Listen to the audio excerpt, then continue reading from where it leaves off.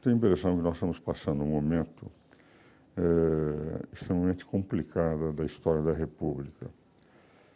Não por força da Constituição, que muitos criticam, e realmente é uma Constituição adiposa, muitos dispositivos que não têm densidade constitucional, mas no que diz respeito ao equilíbrio de poderes, a Constituição é muito boa. Ela estabelece uma harmonia e independência dos poderes que, se respeitada, daria tranquilidade à República. Primeiro, o artigo 2º declara que os poderes são harmônicos e independentes. Posteriormente, no artigo 102, declara que o Supremo é o guardião da Constituição. Não é constituinte, não é poder legislativo, não é poder que tem que fazer leis. Ele é o guardião da Constituição. Por outro lado, o artigo 49, inciso 11 da Constituição, declara que ao Legislativo cabe zelar pela sua competência normativa perante os outros poderes, perante o Judiciário e perante o Executivo. O que vale dizer, ele pode desobedecer ordens do Supremo se estiver invadindo a sua competência. E, por fim, nós temos, na função das Forças Armadas, que se houver um descumprimento da lei e da ordem e um dos poderes sentir lesado na sua competência e pedir às Forças Armadas para repor a lei e a ordem, as Forças Armadas terão que repor a lei e a ordem. Não romper, mas repor, porque o rompimento foi pelo poder que atacou aquele poder que veio a pedir auxílio às Forças Armadas. Então, nós temos todo um sistema de pesos e contrapesos que funcionaria se os poderes respeitassem a Constituição. Mas, com toda a admiração que eu tenho pelos ministros do Supremo, que são excelentes, tenho livros escritos com a maior parte deles, considero os ministros de primeira grandeza, grandes juristas com obras publicadas, todos eles com um perfil que merece realmente ser ministro da Suprema Corte. Mas, apesar dessa admiração que eu tenho por eles, eles têm extravasado. Por exemplo, no momento em que eles declararam que candidato derrotado é que seria governador no afastamento de governador e vice, romperam o artigo 81, que não vale só para a União, vale como princípio geral de estados e municípios. Quando eles disseram e definiram que o Delcídio e Eduardo Cunha teriam que ser presos sem oitiva do Senado, e foram presos sem oitiva do Senado da Câmara, violaram o artigo 53, parágrafo 3º, que declara que, uma vez recebida a denúncia, a autorização para processar e prender tem que vir da Câmara dos Deputados ou do Senado. Quando eles disseram que pares de homossexuais têm um casamento idêntico ao casamento dos heterossexuais, eles criaram uma hipótese que não está na Constituição. O artigo 226, parágrafos 1º a 5º, diz que casamento onde estava só pode ser entre homem e mulher.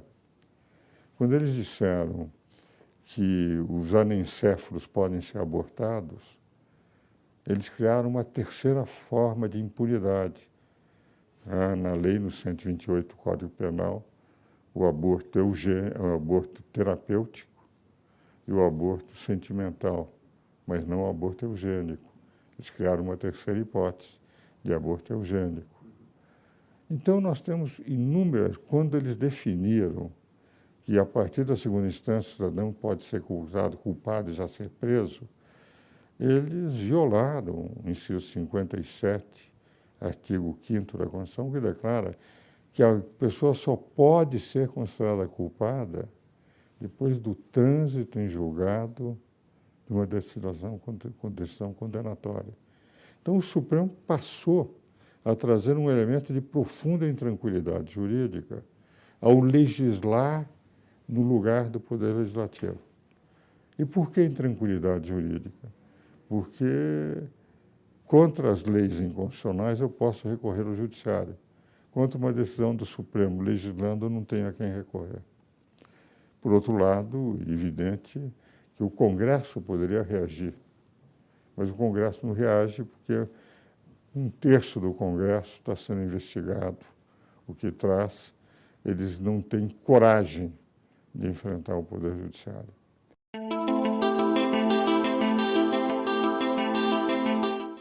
Eu nunca vi um ativismo, mesmo no sistema militar, talvez por falta de legitimidade, nunca houve pressão dos militares sobre o Supremo.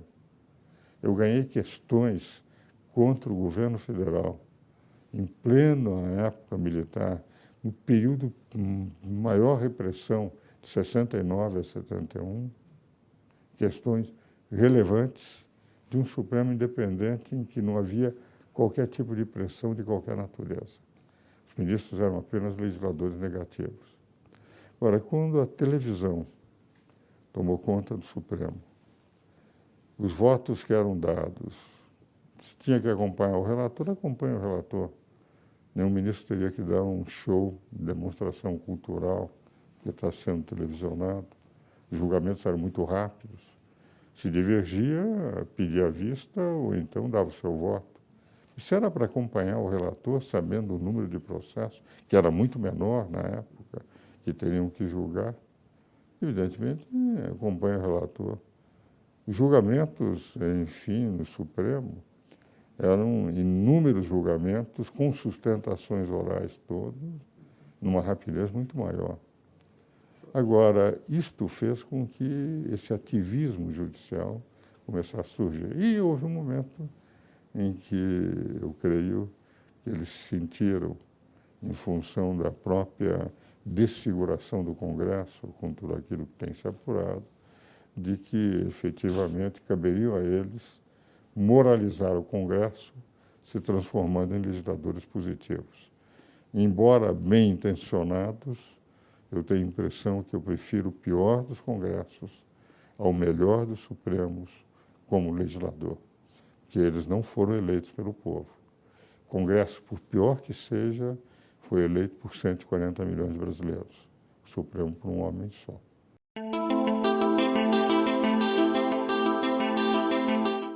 O Ministério Público não é poder. O Ministério Público é uma função essencial à administração da justiça, como é a advocacia. A advocacia nos regimes democráticos de direitos é fundamental. O direito de defesa só existe nas democracias, não existe nas ditaduras. E o Constituinte sabiamente declarou as duas funções essenciais da justiça são a advocacia e o Ministério Público. Artigos 127 a 135 da Constituição. Mas o Ministério Público se transformou em superpoder. Eles entendem que eles podem interpretar tudo.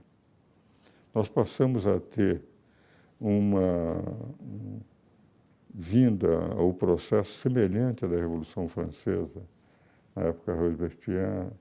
Qualquer cidadão que é suspeito já é preso para se apurar. Qualquer delação premiada, mesmo sem prosa, é suficiente para o cidadão já se transformar em manchete de jornal e aquilo que a Constituição assegura, que é a imagem das pessoas, inciso 10, a honra das pessoas, inciso 10 do artigo 5º, basta ver um cidadão que, para fazer uma delação premiada, pode estar dizendo mentiras, ou pelo menos supondo na sua imaginação, entende?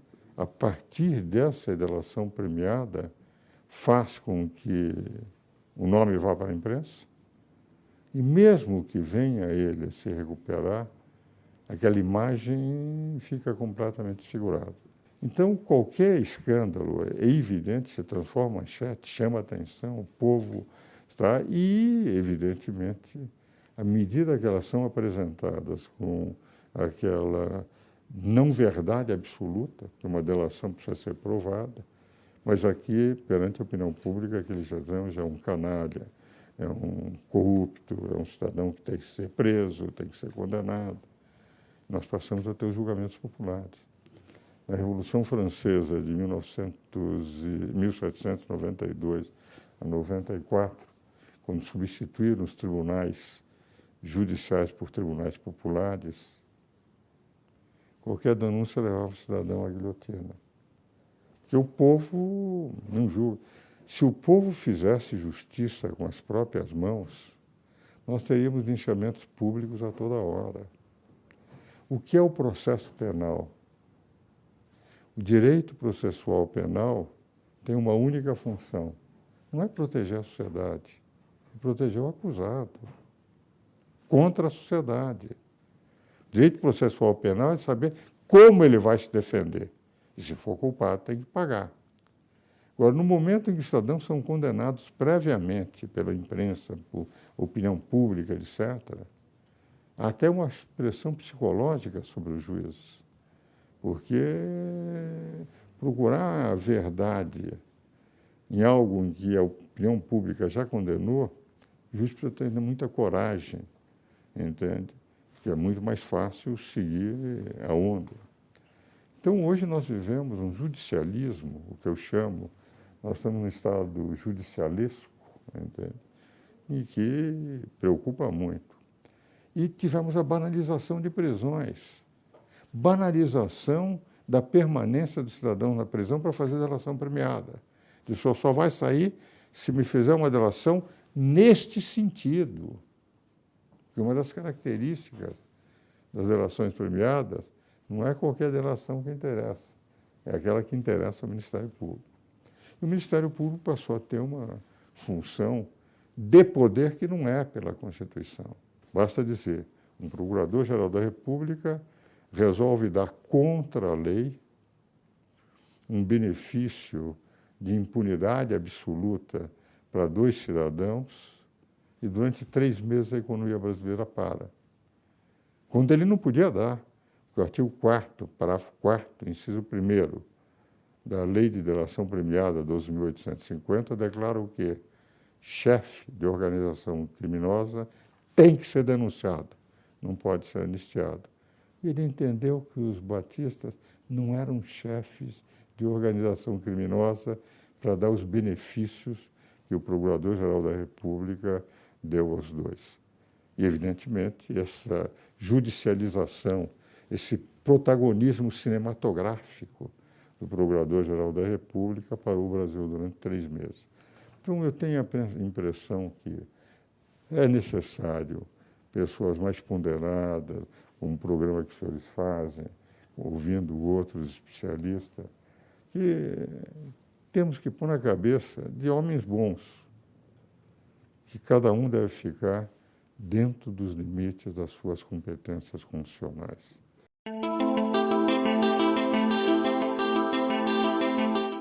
O que diz o artigo 325 do Código Penal?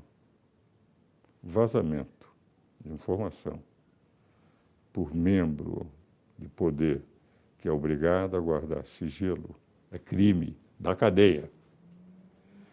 O Ministério Público não fez uma investigação sequer sobre os membros do Ministério Público que permitiram o vazamento. Isso é prevaricação.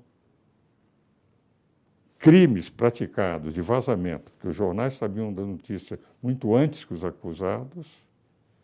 Quando era para ser preso alguém, já estava toda a imprensa lá, um vazamento que não poderia haver, é crime 325 do Código Penal. Nunca foi alguém, me entende, acusado pelo Ministério Público contra esse crime que está no Código Penal. O que vale dizer, isso alimenta as redes sociais. Então, o combate à corrupção é um combate que todos nós queremos, mas dentro da lei. Nós não podemos fazer com que, porque eu quero um determinado objetivo, eu utilizo processos ilegais para obter uma condenação que me parece justa, porque o cidadão é corrupto. Entende? Agora, isso, evidentemente, é uma forma, na medida em que se pretende alimentar a imprensa e as redes sociais, de criar, digamos, um cadinho que auxilia o Ministério Público obter o que ele pretende, que é a condenação de fulano, beltrano e ciclano, independente do direito de defesa.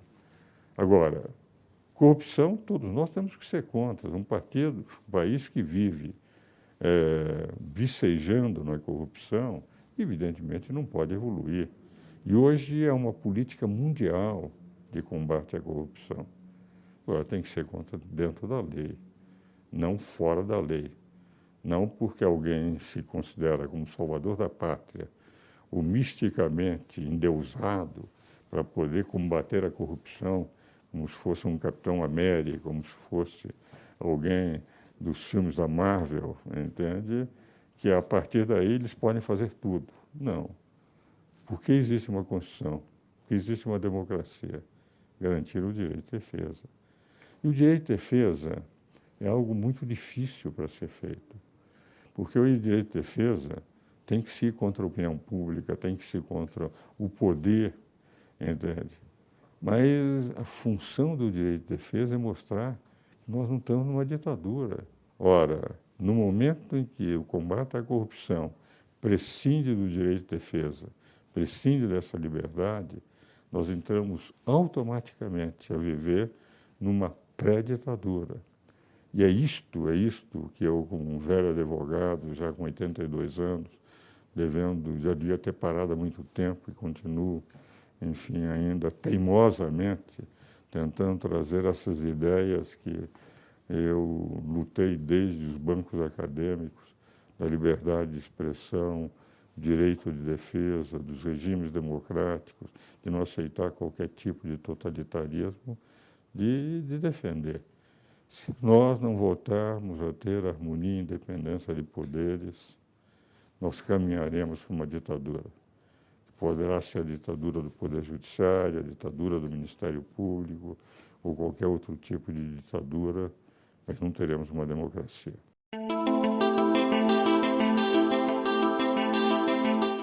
Jamais eles cumpririam a ordem.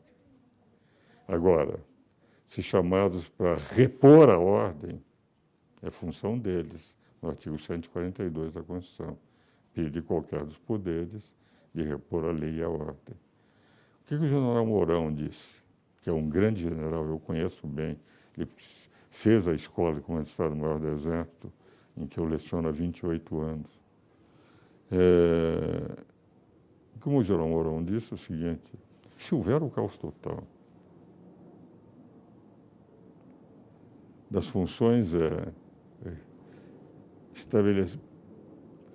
preservar, primeiro, defender a pátria.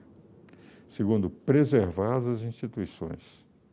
Terceiro, repor a ordem a pedido de qualquer dos poderes. Mas que tenhamos um caos absoluto. Não se entender mais. Invasões, prédios que são incendiados, poder público, etc. Qual é a função? É repor a ordem. Mas nunca assumir. Ele não disse que a função do Exército era assumir, era repor a lei e a ordem. Eu conheço bem, eu sei a mentalidade dele. Basta dizer que ele não vai ser punido, porque ele não disse, ele apenas disse o que está no artigo 142. Agora, os jornais descontextualizaram, dando a impressão de que eles estão dispostos a entrar. Na verdade, o que eles disseram, se não puserem e entraram, por exemplo, a entrada do Exército em Brasília quando começaram a pegar por fogo nos prédios públicos. Foi chamado, simples fato, eles estarem presentes, no dia seguinte acabou tudo. Em 24 horas puderam voltar para o quartel, porque a presença deles terminou todas aquelas violências com 8 ou 10 ministérios que foram atingidos. Quer dizer, isso não é democracia. Dizer, não, a democracia é o direito do povo destruir tudo quanto é poder público. Democracia é o direito de não respeitar a propriedade. Democracia é o direito de fazer o que cada um pretende e não pode ser atingido na sua liberdade. Agora, se pretender repor a lei e a ordem, isso é uma violência que não pode ser feito contra arruaceiros, contra baderneiros, contra incendiários, contra marginais, contra pessoas que não trabalham, que prejudicam o trabalho dos outros. Então, jamais, eu conhecendo bem, nenhum deles pretenderia romper a ordem, mas repor a ordem, se necessário.